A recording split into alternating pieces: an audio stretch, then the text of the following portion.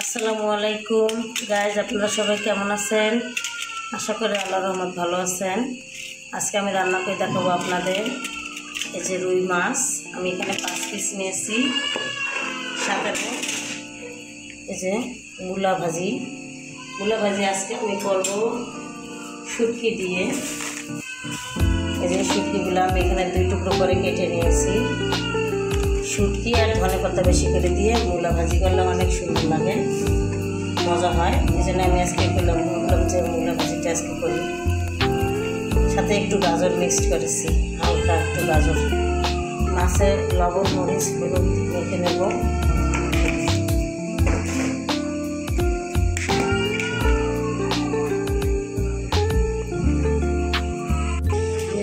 মাছটাকে মেখে নেব।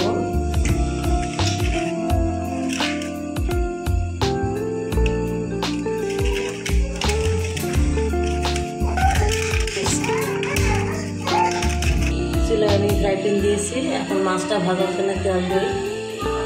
বেশি তেল দেবো না, অল্প তেল দিয়ে তেল গরম ভাত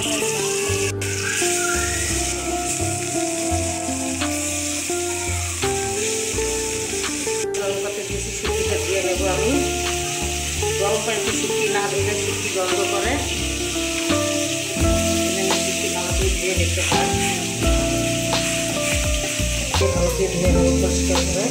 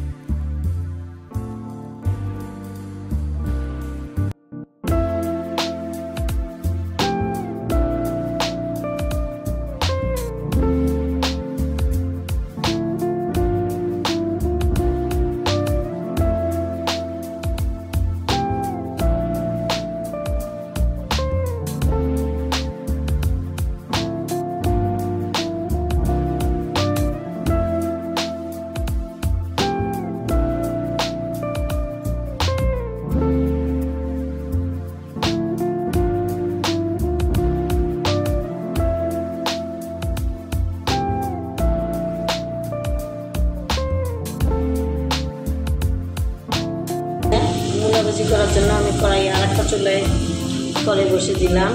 মূলাটা আমি ভাজি করে নেই। মূলা ভাজিতে একটু তেল বেশি করেই দিতে হবে, তাহলে মূলা ভাজিটা খেতে ভালো লাগবে না। মরিচ পেঁয়াজটা দিয়ে দিই।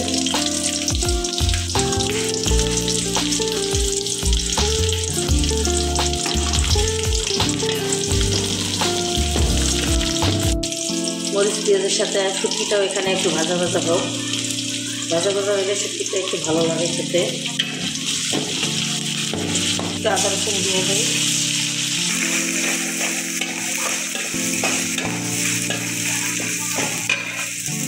শুটকিটা একটু কষিয়ে নেওয়ার জন্য পানি দিলাম। মশলা মশলা দিব এখন। হলুদের গুঁড়ো, লবণ, জিরে গুঁড়ো, এটা হচ্ছে 5 ফোড়নের গুঁড়ো। ভালো করে কষিয়ে নেব।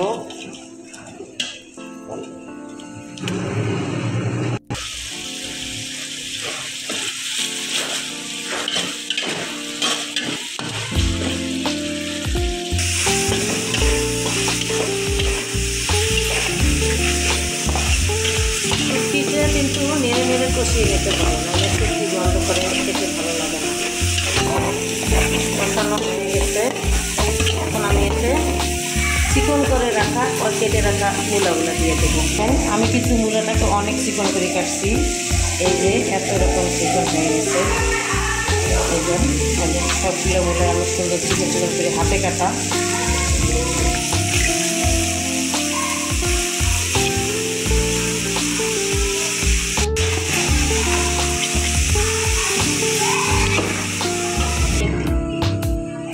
এখন আমি এটাকে ঢেকে রেখে দেবো। মূলাতে কিন্তু পানি দেবো না, এমনি পানি বের হবে, সিদ্ধ হবে, ভাজিও হয়ে যাবে। এই চুলায় আমার মাছটাও হয়ে গেছে। এখন মাছটা আমি নামিয়ে নেব। সুন্দর হয়েছে। মাছটা আমি নামিয়ে নিয়েছি। মাছের রঙটা দেখতে এত সুন্দর হয়েছে, লোভনীয়, সবাই খেতেও ভালো হবে।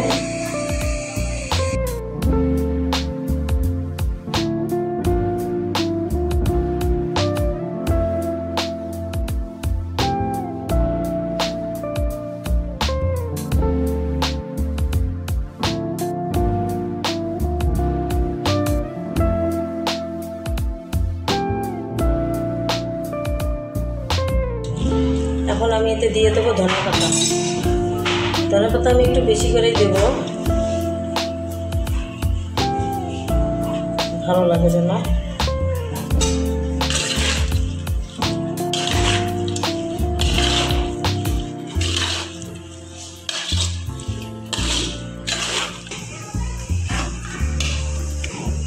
একটু পরে আমি